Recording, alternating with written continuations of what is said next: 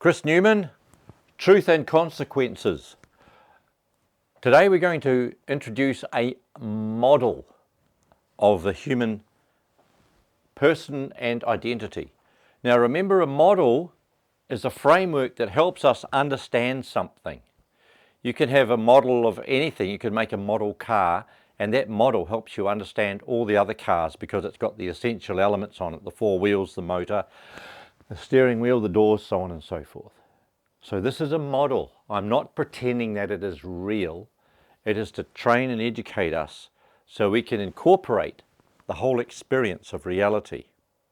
And this is something that I discovered.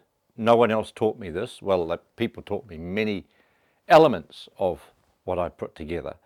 But this is a discovery that I'm bringing to you, and I hope that it stimulates further understanding in your mind and heart. So, it's a model of the human structure and spiritual and physical interrelationships. People today like to talk about their spirituality, and that sounds wonderful. We don't know what they mean. Their spirituality could just mean an addiction to rock music, or to living on vegan lifestyle, or standing on your head, or even eating sand. We don't really know what people mean. However, I am going to define spiritual, which means the invisible substantial world, and temporal, which means the substantial physical world in time and space, and where we fit in, the human being does. So the person and identity, that's you or me. We have life in the temporal world, the world of physical reality, and we have vitality in the eternal world of spirit. So I've set up here a model which covers as much as I think is the essence. So we've got the spirit here has a mind. Funnily enough, the body has a brain, and the brain and the mind are connected through the person while we're on earth, the identity, your physical body and your whole presence. Now, your body has physical senses: sight, taste, touch, smell, hearing, and there are other aspects, I know, to us. We can pick up quantum vibration and so on and so forth.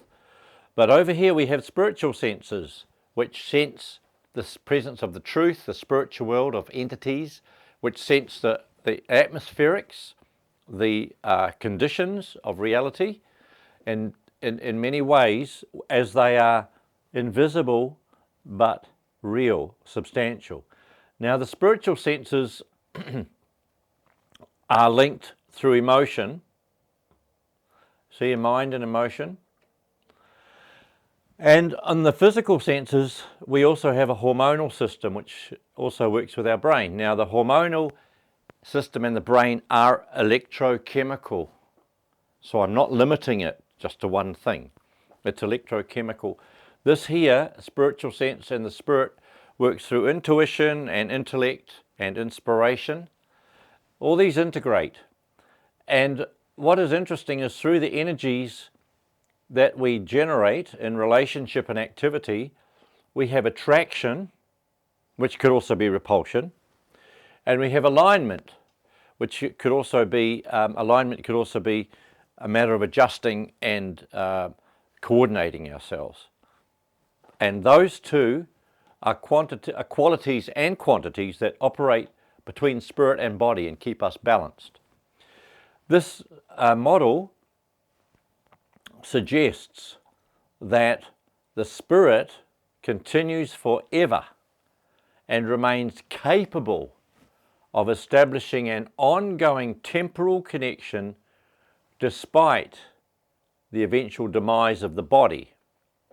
So should this side fade away, this part here continues, because once it's established, once the human's established and grown and fully flowered as an adult, all these aspects have manifested from the physical into the spiritual and reflected back, and therefore the integration of the two worlds has occurred. So you understand things, you know them, and you live them. And in the living them, your body and your physical senses and your very being in that world feeds through into your spiritual world, and you receive vitality from your activities. If you do positive activities, you're going to get vitality and energized from them. And accordingly, in the spirit and in the spiritual senses, should you participate in spiritual activities which are uplifting and embracing, it's going to feed back into your physical sense, a physical reality, with more vital life force. So the life force itself flows through both the temporal and the eternal world, because the life force is not bound in spirit or in flesh.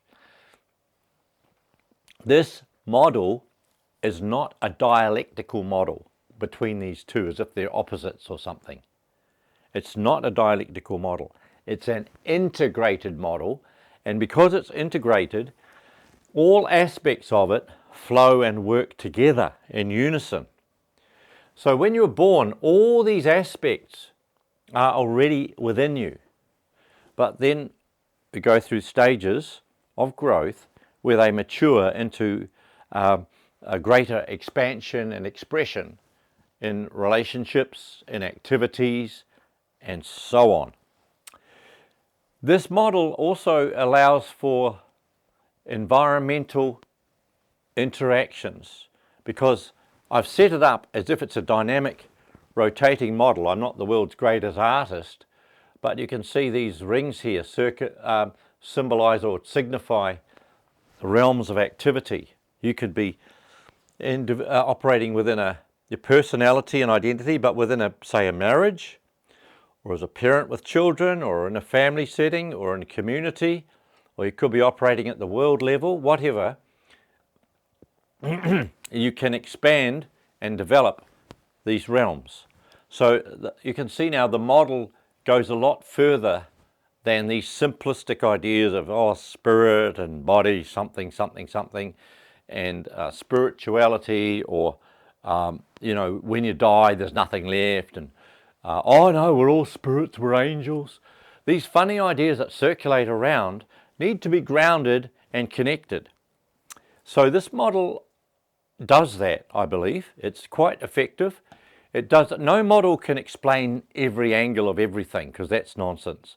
Like some models we have of the world show that the Earth is a round circle or a globe, but now we know the Earth is more bulges out at the center, because the oceans and the spin of the Earth create a shape that's different than a circle.